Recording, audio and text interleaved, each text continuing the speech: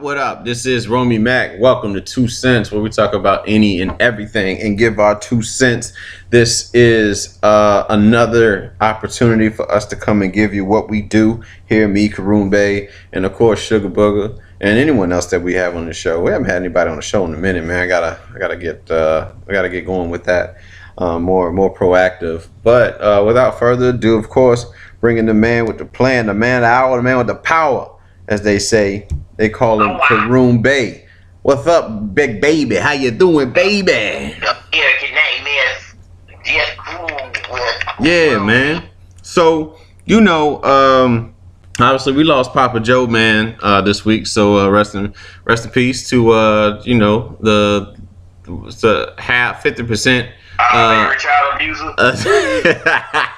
The accountability, 50% accountability for the greatest entertainer to ever grace this earth, Michael Joseph Jackson. His father, Joe Jackson, died on Wednesday, man. 89 years old, a little bit shy of his 90th birthday. But it's wild that, they called, what's the kid name? XXX Tentacion, as Charlamagne keeps calling him. I think it's funny how he says that, XXX Tentacion. But yeah, it's wild that he dies, and it's like this big, everybody's so somber, and it's sad, and it's all that. Joe Jackson dies, and it's like, it's a meme and shit. Like, everybody know I'm a big Michael Jackson fan. I keep getting this text from people it says when you've been in heaven for 9 years and then your dad show up, that thing with the two different cuts from the Don't Stop Till You Get Enough music video. But Joe, appreciate what you did bringing my man into this world, beating them all into fame. Unfortunately, they had to go through therapy. I'm sure they're still going through therapy for a lot of stuff that they went through, man. And rest in peace. That's really all we can can say to that. But here we are, another show, man. Karoon Bay, man, how the week been? Out that way. Say how we been out this way where I'm at. Yeah, how the week been? Everything straight? Yeah, man. I had a nice job opportunity come up, but I couldn't take it. But I've been pretty much the whole Extension thing. I know his fans probably gonna be shitting the egg, but I'm like, this dude, the whole big devil worship thing he was all into and all of that. And I was like, oh, he's all about positivity. I'm like, no, the fuck he won't, bro. Please don't do this. Why do people have to why does the fakeness come out so easy over the slightest stuff? Like, Migos had got into it with him about all that crazy stuff at one point. They're like, he's trying to change his life around. I'm like, I'm not like a big super huge religious person, but when you go around, up in the devil and fuck God and all the rest of this, there's a higher thing somewhere, you know what I'm saying? Yeah. And that's the way he portrayed himself for such a long period of time. When you portray yourself like that, I mean, that bad karma, the same thing goes and applies, man. Like, beefing with people in their own neighborhoods, their own towns out in California and all this. I mean, he lived a life where he brought a lot of stuff of negative energy towards him. So, you don't wish death on anybody or nothing like that, but I'm just saying, like, I don't have, like, a huge sympathy thing, like, for that. I don't know, man. I'm kind of like that. I know it's messed up to say, but I couldn't really feel for him from knowing a lot of the stuff that he was like saying and doing a little following of him. Cause I try to listen to his music and everything else. He probably had like 1 or 2 songs. I'm a big music head and everything, so I'm gonna follow somebody even if I don't like him. You know what I'm saying? Yeah. I'm gonna see what that's about. But yeah, the guy was pretty negative. Yeah. See him overshadow one of the fathers of one of the greatest entertainers in the world. You know what I'm saying? That's kind of weird to me.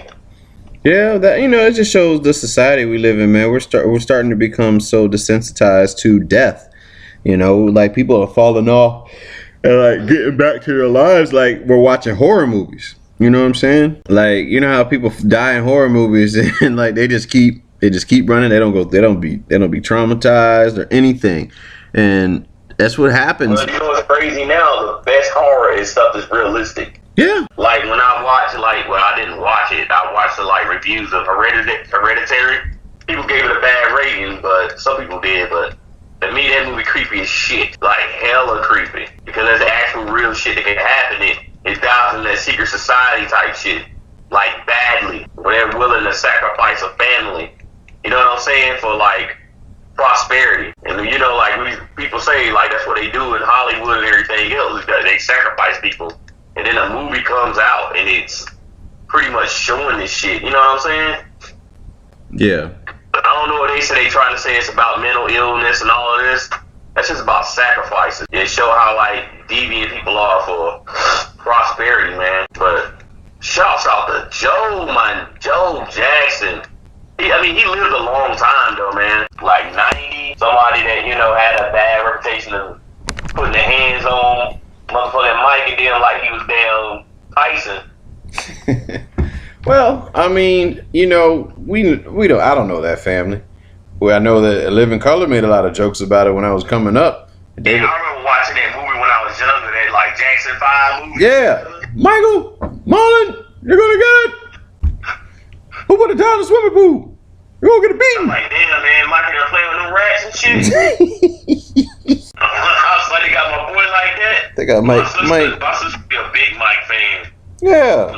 She had a belt, the Michael Jackson belt. She had tons of shit, lunch boxes and all that crazy shit. Yeah, man, that was my gangster right there, Mike Joe Jack. He was the man.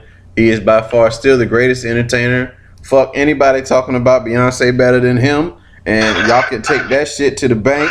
Joe. Them niggas delusional, bro. Yep, Joe Jackson. Thank you. I appreciate you bringing in the greatest entertainer to ever live. And Catherine, I appreciate you. Before, man, we harp on him for doing what he did to them. Yeah. But he made those kids, I hate to say, he made those kids that's the reason why Michael's music was so good, because he's a perfectionist. They come from his dad, like you were saying earlier. Dad is a straight product of, all that hard raising to get stuff right. Yes, sir. And in my opinion, I believe so. I certainly do believe that you would. I believe too, because I've heard they had a thing on YouTube. It says Michael Jackson's shadiest moments or something. Yeah. Where he said he fired a dude on stage. I know he got upset with Slash on stage. I saw that. I've seen Mike get mad at Randy on stage, and Randy kept the microphone. Mike tried to take it. Randy gave that dude the Heisman right on stage, and Michael changed the song on his ass real quick. Yeah, Mike was he said, "You're gonna lose your job." He said that to a guy. That was some kind of choreography. Oh, he was real. Mike was real. They hear Mike, they thought it was part of the song. And Mike was like, "You lose your job." He just ad-libbed that shit in while he was singing. He's a fool. Mike was great, man. It was such a different feeling when Mike, in Mike's, a lot of kids, they don't, I would say anybody probably 25, maybe and under, they probably don't remember, Michael Jackson prime years, the way that we do.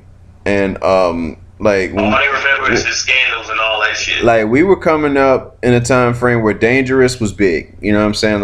We were Babies is bad, and wasn't even a thought when Thriller came out. But you know what I'm saying? When Dangerous was out and he was doing his Bucharest tour and people passing out. Every year around Halloween, he used to show that Thriller video. Yeah. And they used to do that. You remember Disney used to do that shit? They used to play they had a Thriller thing where they use all the creepy characters from Disney, because Disney is demonic as hell. They say Disney what? Disney is demonic as hell. Oh yeah. You know what I'm saying? That's another show. That's a whole other show right here. Yes, it is. But anyway, man. So we had that, the Annapolis shooting yesterday, bro. This motherfucker had a 7-year grudge. 7 years, man. 7 years. A 7-year grudge. Came in there with a shotgun, shot through the window, and man, he took out 5 folks, man. One of them guys was from down here in South Florida. And, rest in peace to to that guy that's got like, South Florida ties, working in the newsroom up there in Annapolis. It's unfortunate, excuse me, for him to pass. But here it is. I mean, he's gone, and the shooter was trying to kill as many people as he possibly could. And it's just wild to me how these guys keep living, man. And then guys with no guns, or you think get guns, have the guns, keep dying. But they don't want you to bring up stuff like that. That doesn't make. I don't understand how you can just bypass or you can overlook something like that. But we know what time it is with that. But more importantly, 5 people lost their. How do you hold a grudge? He hold his grudge for 7 years. You people. 5 people gone, man, because of his grudge for 7 years. They could have. There's somebody he should have talked to. White guy. And that's that whole thing, man. When they be grudges like that, I'm 90% sure if you hate someone for 7 years, like I hate people. I didn't get along with some people in the military. You know what I'm saying? When I was there at certain bases, but if you do that, you're talking to somebody about it. You know what I'm saying? Yeah. And one day be like, I'm gonna go shoot this motherfucker up in the mall. It's just. He had to tell somebody some shit. He had it like I should just tear that motherfucking building apart one day. Black people say that shit all the time, but we don't go through it. No. Be like, when we go there, nobody about to do that. You can barely bring a bun cake into to the job, let alone try to do that, man. I don't know, man. It's I don't want to get used to this shit. I don't want to get used to these shootings. Nobody wants to get used to it, but that's how that shit is now, man. That's like 7 years, bro. He held that shit in for 7 years. Yep, and it makes me think about the people I've been working with. You know what I'm saying? Like what type of mentality they have. The stuff they've thought about doing. That's the creepy part. And same thing I'm sure with anybody. It's like, wow. What did you do? Like what could you do? So that's the real. And like you said, what I'm saying, that's the type of horror movies that put fear in me. That's the horror I think about. Like this whole made up dumb shit that they make movies about with people slipping and falling, white girls falling in the woods. That shit doesn't scare me. That makes me laugh. But like this real life, what I'm saying, the episodes of like TV where they do like school shootings or they do workplace stuff, that's the creepy shit, man. Like the what's the movie Act of Valor, and the whole thing where they talk about the guys going to what does he do? They were intending on blowing up a sports arena. You know how wild that shit is, man? Yeah, make you not want to go outside your house, man. Yeah, but you don't want to live in fear. Most of the time you feel safe, But that's that's just the wild part, though. Like all these arenas. After we were going to school, you felt safe in the mall. Then they start shooting up the malls. I don't even feel safe. I don't feel safe in schools, honestly. And it can happen anywhere, but it seems like it's been happening in predominantly white heavy schools. Predominantly white schools is where these shootings are taking place. Now, granted, anything can happen between now and in the future, but we've yet to see any of this stuff pop off at like. No, because this shit's been happening in our neighborhoods. Ain't anybody coming to school shooting up. Oh yeah, those things have been happening, but niggas just killing niggas. But those things. This shit down. It's a huge white on white crime type thing. Oh yeah, it's not.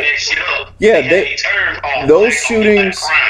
Those shootings have been happening in our neighborhoods, but I'm talking about like our schools. You know what I'm saying? Like these things. At least I haven't heard it. And like a guy comes to school, and he shoots up. That's because they harass our fucking schools, though. Yeah. They got, like I said, they had the metal detectors. They got 24-hour police at our schools. They got That's how they do us. They separate us and made our schools like more of a prison. Right. Our schools more like a prison. Theirs is the other side, and because they don't have that kind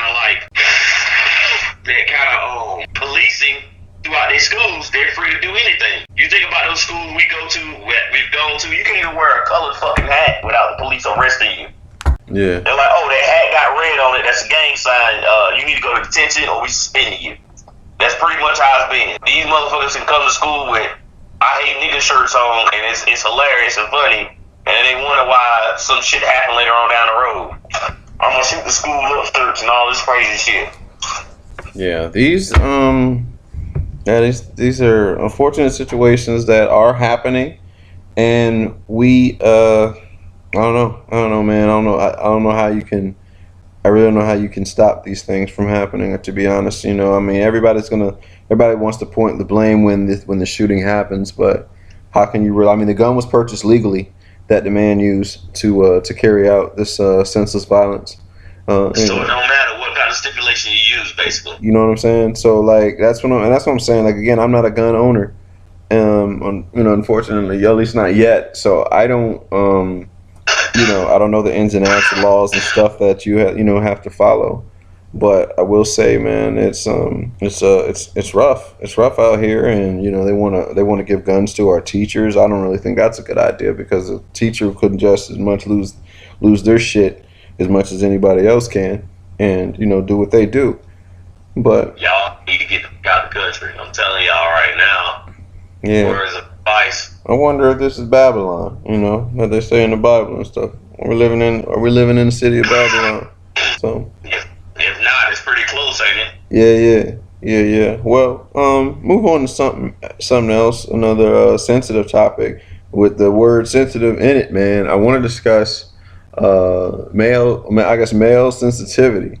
You know what I'm saying? Like, of course, obviously we probably got two different views on it, and we can speak on why we have two different views on the whole male sensitivity. And of course, I want to get Sugar's thoughts on the whole thing of male sensitivity, because again, I mean, we've known each other a very long time, Jeff, man, and it's always been like, I mean, we show love for one another, but obviously, I would say me being more of the,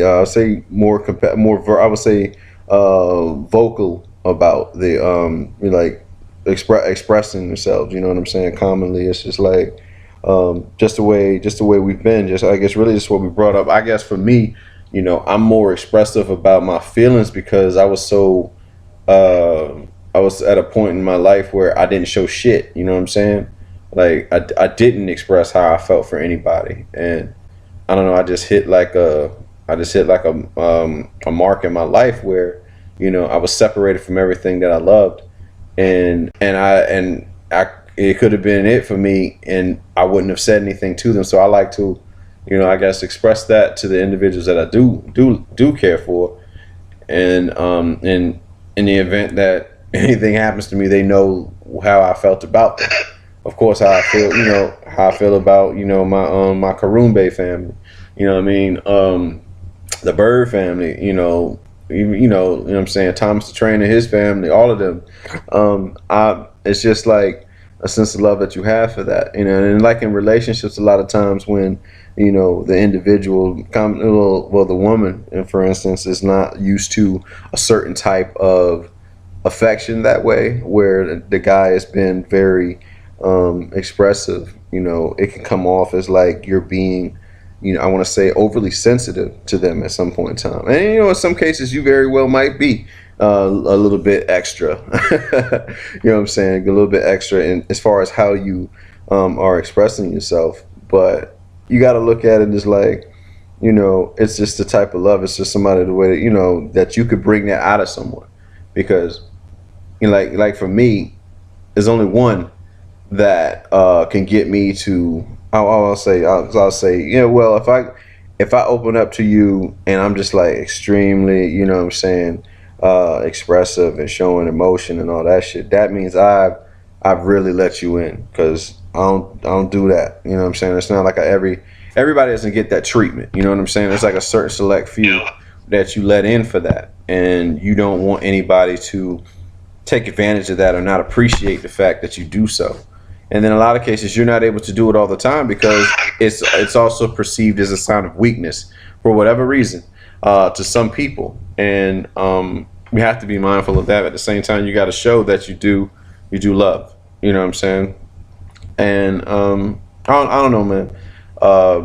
Men get a lot of a lot of raps for being, we're so tough and we don't show enough emotion. And then, and when you do, then they shit on you. Yeah, sometimes it goes that way. Win-win situation in that, bro. No, it's not. No win-win situation. I don't think relationship-wise you can never please nobody, bro. I don't know, maybe. Because I feel like if you do, that's the same thing with women. Like if they do that, then they're like, she's like needy. You know what I'm saying? Yeah. They look at it and that's how some guys be like, yo, she hella needy.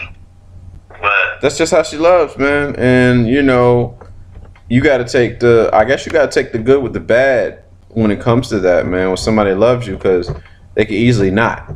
They can easily just walk away and stop giving a fuck. And then you start missing that attention that you once had. And then it's like, well, I didn't appreciate it when I had it.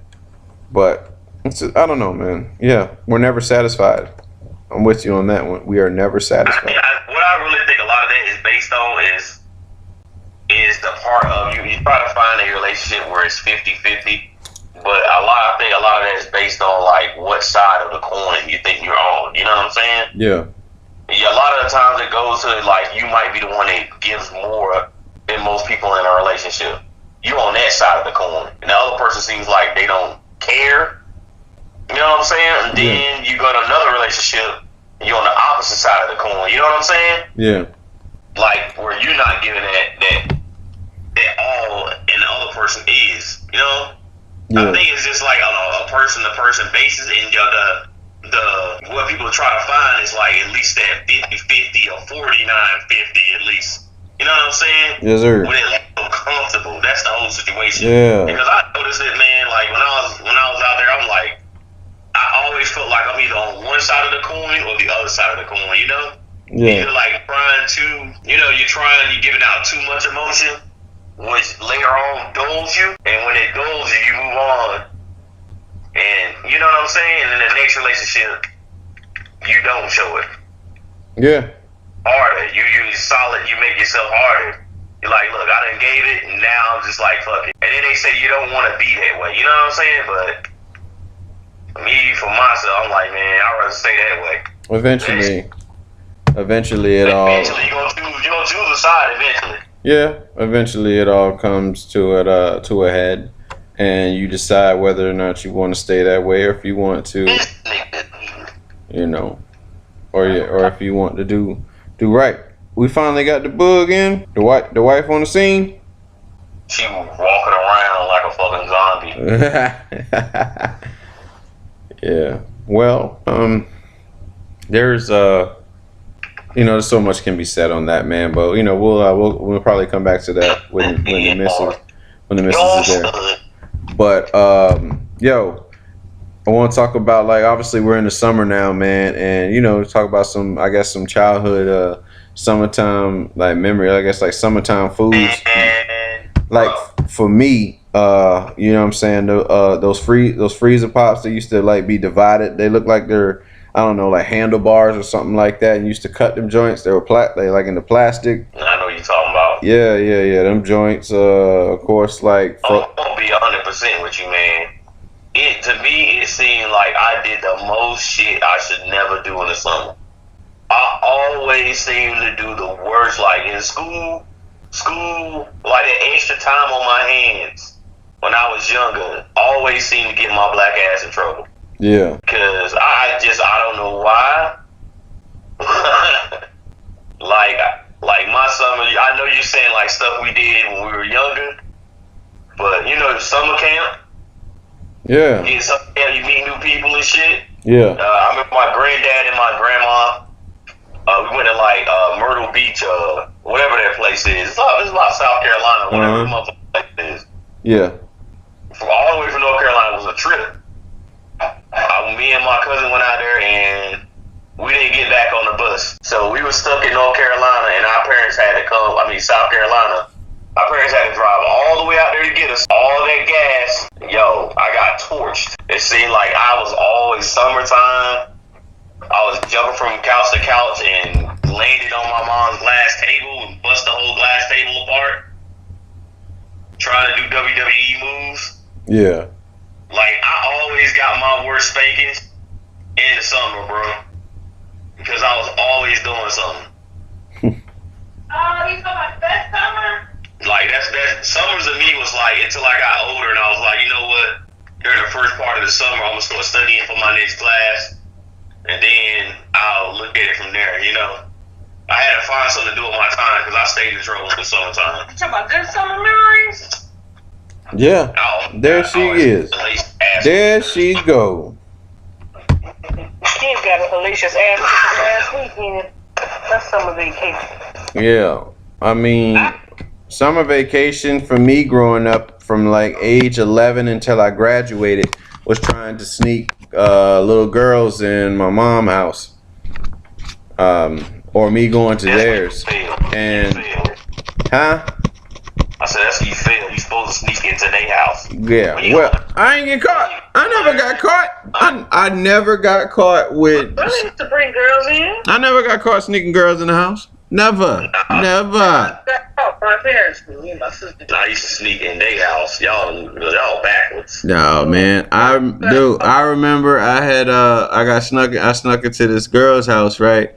And she had to get her little sister from from the I guess she was like a summer school or summer camp or some shit. She got home on the bus and she got me hiding behind that little divider shit like what's the name? Like what is it?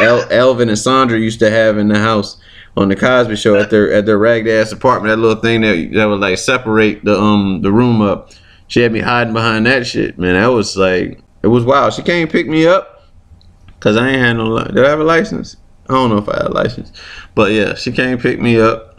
I was a scrub for that day, and then I went back to her spot, and you know, we did a lot of fondling. There wasn't no sex having back then. It was just like, you know, it was just foreplay, little kid shit. But yeah, those summertime fun, trying to sneak into sneaking into girls' houses again, foreplay, hand jobs, all that other stuff, man. They were, yeah. I got it all the way. Yeah. I wasn't going all the way until about 16. Yeah, 16. It was real.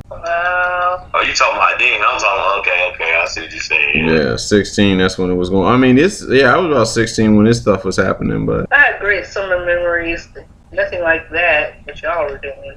But, man, I always. Family vacations.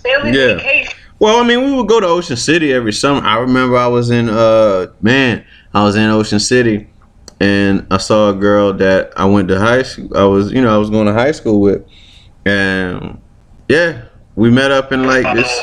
Like one thing I used to hate about summer too, I just was not a summer person. My mom used to always get watermelon. Yes. Now question. I got a question. Women. Yo. I got a question for all watermelon eaters. Do you eat your watermelon with sugar or do you eat it with salt? You put it with salt. My mom we used to eat it with salt. Yeah, my daddy used to eat it with salt, so we would eat it with salt. But I put sugar on that bad boy and it changed life. I put sugar and salt. It was great. It was like a Sour Patch Kid. Hey, what about yellow meat watermelon though? Have you had that kind? What the hell is that? I hate watermelon, man. Yellow watermelon. My mom used to buy those huge ass watermelons, man. North Carolina, they be giant, man. That was good. That was like a dessert for us, though. That was like a nice. She like go outside with that watermelon, and like I used to look at her when she used to have the cantaloupe and all the good stuff, like the honeydew. No, we couldn't get that. We had watermelon. She had cantaloupe and honeydew. I'm like, yo. Horrible parent, man. We had all that cantaloupe, honeydew, watermelon. My mom would put it all in one bowl for us. I hate watermelon to this day, man. I cannot stand fucking watermelon. She'd be like, you hungry? You want a snack? Go get you some watermelon. Go get you some honeydew. I'm like, man, I don't want no watermelon. Yeah, watermelon. My mom used to make like these she used to make these strawberry shortcakes joint. There's like the little sponge thing, and then she would cut up strawberries with like put some sugar on it and let them like sit for a while, and then we just put good. It is high blood pressure, but it was good. What Diabetes. Yes, it is diabeticals. It is a diabetical, for sure. But it was good times though. Playing playing outside, of course, playing basketball from sun up to sundown.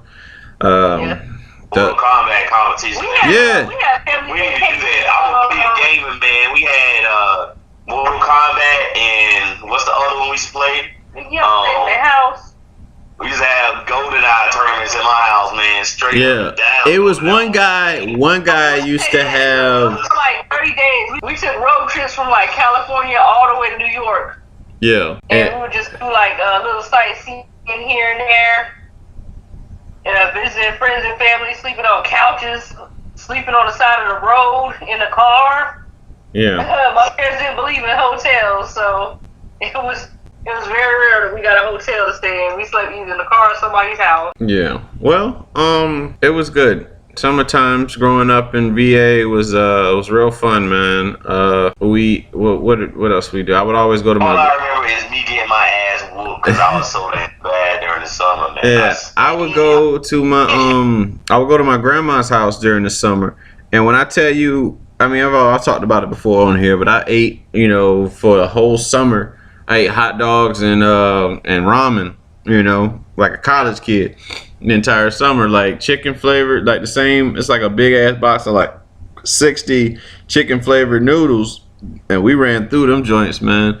Like, we came up with so many different ways of trying to, of course, to eat ramen. With the noodles, chocolate hot dogs with the noodles, bologna with the noodles. No, I ain't going that far, man. We ain't do that. I'm talking about like And your noodles is ketchup, I turned into a noodle pro. soy sauce. Now let me ask you, because my brother asked me this the other day. Like, when you make noodles, do you like it with a whole lot of water, or you like it with just enough where it just sits on the noodle? I don't like mine with a whole lot of water, man. Yeah. I pour the water out and just leave the noodles. I get a little bit. I have just like a little bit. A little bit of water Yeah, in there, man. I got that. what movie I'm in, I'd do it either or. Yeah, I got to have just. Sometimes I put my own seasoning in it too. I don't always use the pack. I gotta have just a little bit of juice rolling. I need some rolling juice. That's what we have. It rolling juice with it, along again with the soy sauce. Now back then it was the whole packet, but now I do half the packet because that sodium. I got a question about that. Who was your who was your major road dogs when it came to summer from when you was a kid till later on in life? Who were that person? My Sandlot. You talking about my Sandlot crew? My Sandlot crew. Yeah, your Sandlot crew. My Sandlot riders. God rest his soul. Mac. You know what I'm saying? Me and Mac used to run up and down streets trying to chase tail in the neighborhood at the pool. He used to have to carry around his little brother Sam. We had me and Marquise. Man, there was a time where it was me and this kid Dante Blunt, me and this guy Lucius Riley, and of course Pops that's been on the show. Stacks or whatever. Darius or whatever. And Josh too. That was pretty much the nucleus right there. Everybody would always run at Compton Court. That's where we would play basketball.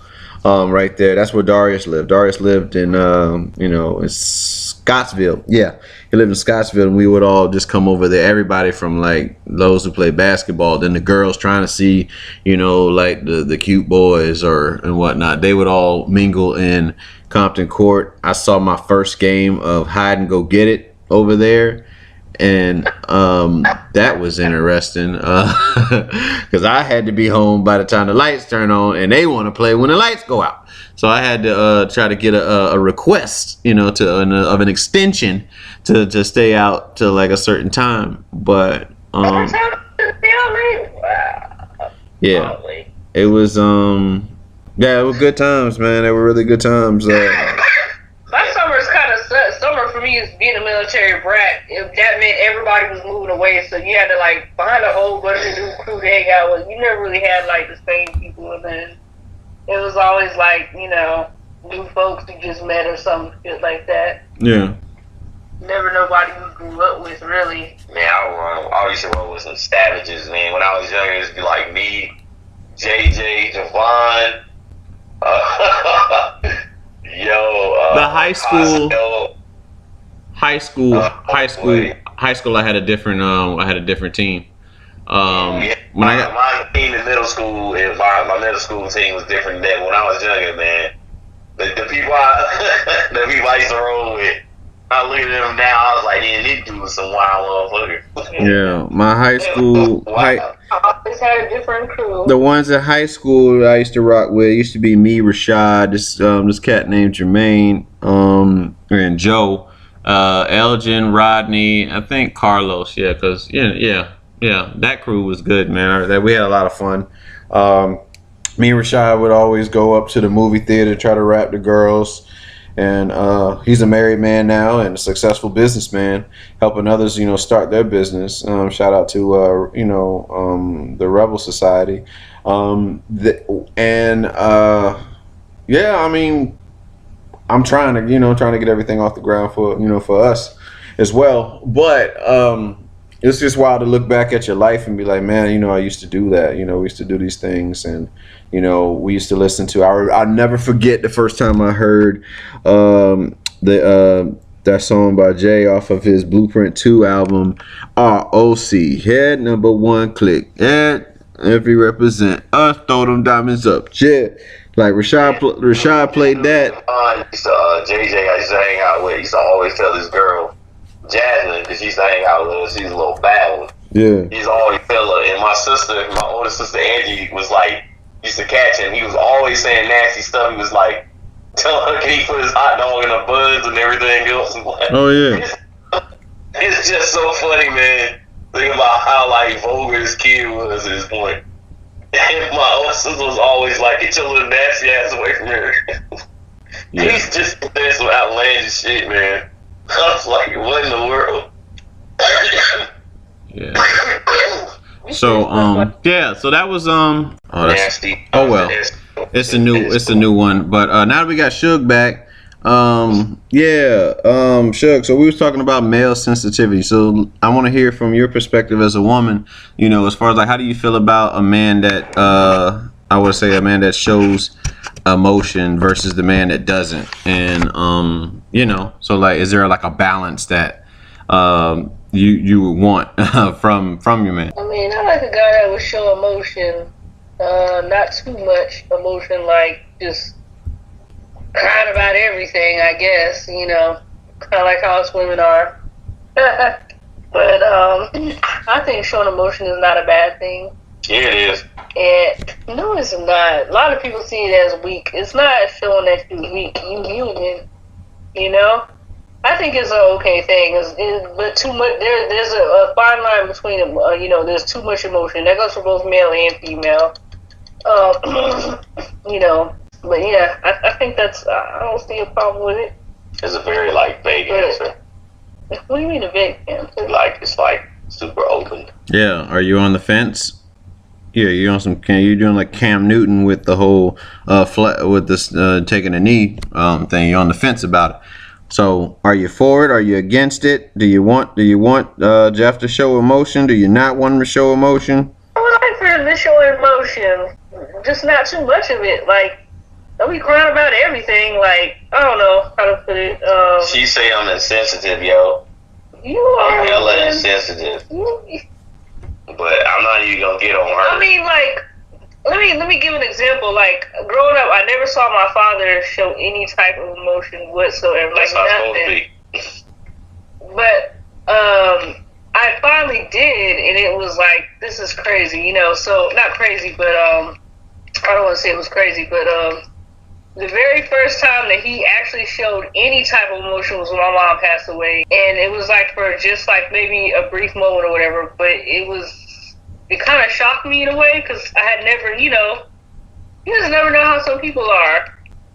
But I was like, okay, cool. When people some guys don't show emotion, you don't know how they really feel about someone. There's times when you think that, oh, this person don't care about you, this and that, until they actually, something just breaks them. Something happens and then they just break. But then there's a time, I want to give an example. Say, work, for instance.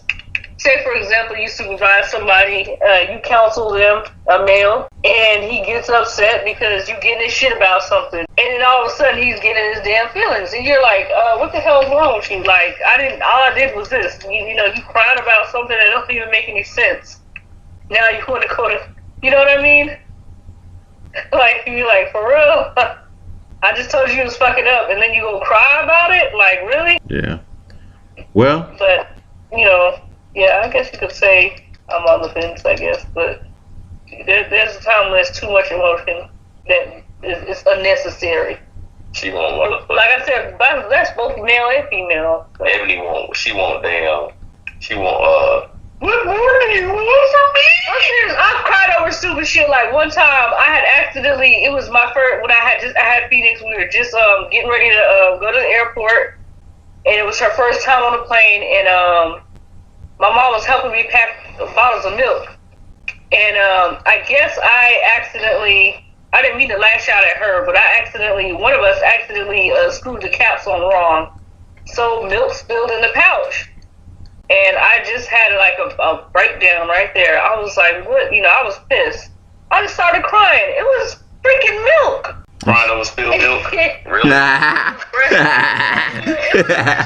I spent my hard-earned 15 minutes pumping that out. Yeah, you know, she wanted, what more do you want from me? But now that I think about it, I was like, why did I cry about that? Because I could have had, you know, I got plenty more, you know. But it was the fact that I just got so emotional over that for no damn reason. You know, I couldn't even explain it myself. It kind of scared myself. Like, why the hell am I even, this is unnecessary. Like, why am I crying over this stuff? You know, it's just milk.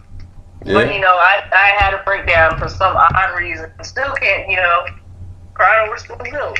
It's true, you know. Some things you don't need to cry about, you know. Yeah. But certain types of emotion, you know, there's a time and a place for it, too.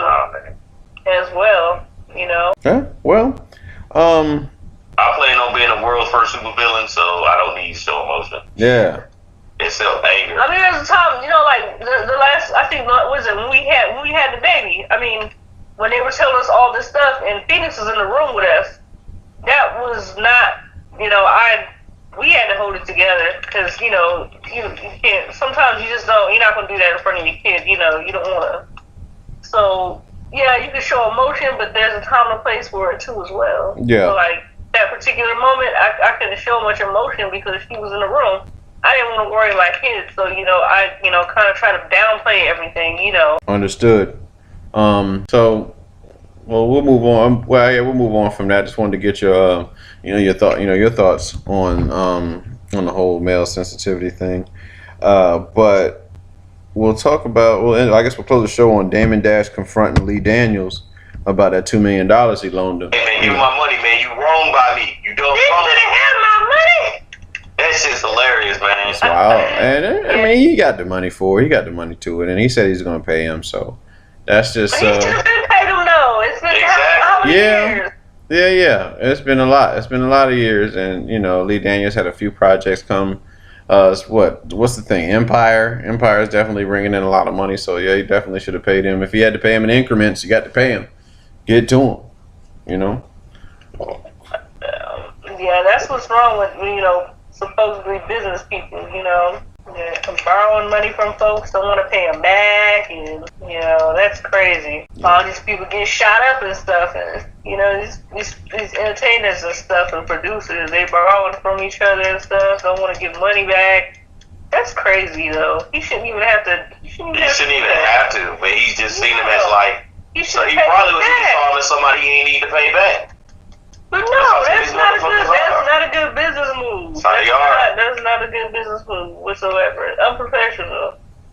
Very unprofessional. They on a higher level and have to pay your ass back. That shit happens a lot. And you know what? That's what a contract is for too, though. People gotta have that legal binding contract. I'm surprised he hasn't taken him to court for it. I probably don't have a contract on that. He just gave him money, like. Hey man, he got him at a concert. You get a nigga where you can get him. Yeah, that's like some shit back in the day. Yeah, the Diana. You got him at a Diana Ross concert. No, if he would have had some type of I don't know if he does, but hopefully he had some. I'm assuming not because it's been a while, years. But he should have had some type of legal binding contract that said, "Hey, you will pay me back." And not just, "Oh, you're gonna pay me back," but you'll pay me back in this No, time. you know, he's it was like a friend or some shit. And that's where people mess up the most. You're a stand-up guy. Like when you give money to family members, like I give money to my family members, and I don't expect anything back because I know they're not gonna pay me back, even if they say they like want 1-2 million, man. This nigga said No. 1-2 million. If I really wanted to loan something out to somebody, then you best believe I'm pulling You know this man got to 2 million. It's like me you being bullied or some shit. Yeah. You like, I know you got that motherfucker 2 million, bro. Then just give him a damn 2 million. He ain't even a bully. He asking for his money. No, I'm saying that the guy who don't give him his money is bullying him. No, they must have went all about it the wrong way in giving him the money. You say, "Hey, I'm gonna loan you this money, but you gotta pay it back in this time period. Sign this on the dotted line. We're gonna get this notarized. This is it. You don't fulfill your end of the bargain, I'm taking you to court." I like the way he pulled up on him, though. That shit is hilarious to me. He got that nigga like, he got him in the middle of nowhere. It was like, I'm assuming they didn't. Just like Jeff said, he just handed them some money. He didn't even, he probably won't even see. Dude, I was in the comments. You might as well check that up to a loss. That's just like two niggas in the hood like arguing over money. Yeah. Like somebody pull up on you while you at the grocery store, like, "Oh, you got money for groceries now, nigga? Oh, my fucking $50 I gave your ass." He could have ended him if he wanted to, but yeah, Dame's gonna get his money. Lee Daniels gonna pay up because he don't want no problems with Dame Dash. And that's really all there is to it. So Ev, you got a rant you want to give before we close it out? No, I don't have much of a rant. No rants. I got a rant for her because she's slow. Go ahead, dog. Whenever you give somebody a pie in the face, let them cover their hair up. Oh, I got a pie in the face today at work. They wouldn't let me cover my hair up. Wow, that's Now you know a black woman don't like to get her hair messed up. Nigga, they saying like that that. you don't like your hair anyway. They trying to say. Yeah. So. But that's how Hold it up, who the hell is this? Hold up, somebody just put on Facebook. Niggas that use Drake lyrics as a caption get the best pussy. Yep, they ain't talking. They're talking about niggas. They ain't talking about men. They talking about niggas. So they talking about that's nigga shit. Cause I don't. Yeah, they talking about a nigga that's gonna tell them not to have their kid and get an abortion later. That's what they talking about. Shit. Yeah. That's how fucking disillusional fucking Drake fans are, bro. Yeah. They are the most disillusional motherfuckers on the planet. He can sing a song about love and all this shit, but he can tell this girl she needs to get a fucking abortion. And these females like hop all on that shit. Y'all are fucking retards. I'm gonna let you know that right now. You a Drake fan and you talking about how his love songs and all this shit. You are a fucking tard. By all means. Stop posting Drake shit, please. With you are a person of the moment. You a fucking tard. Don't talk to me about shit. You mean that's another part of his rant right there. Cause y'all basically what y'all want is a nigga that'll tell you that shit. Yeah. You want a nigga that's gonna be fake and he will tell you whatever he need to tell you to get that booty. That's exactly what you want. Yeah, you just took me to the movies. You didn't even tell me anything like that. This dude's funny, man. Alright, well, yeah, that's all we got for you this week, man. We hope you like the show. We hope you think about your summertime memories. Growing up, if you're of our age, you're in the 30 and up club. And if you young listening to this shit, I don't apologize for my language because you shouldn't be listening to it. So we have fun. We have fun talking about it. We look forward to the next show. But from Karoon Bay, from Sugar Booger, Phoenix, Logan.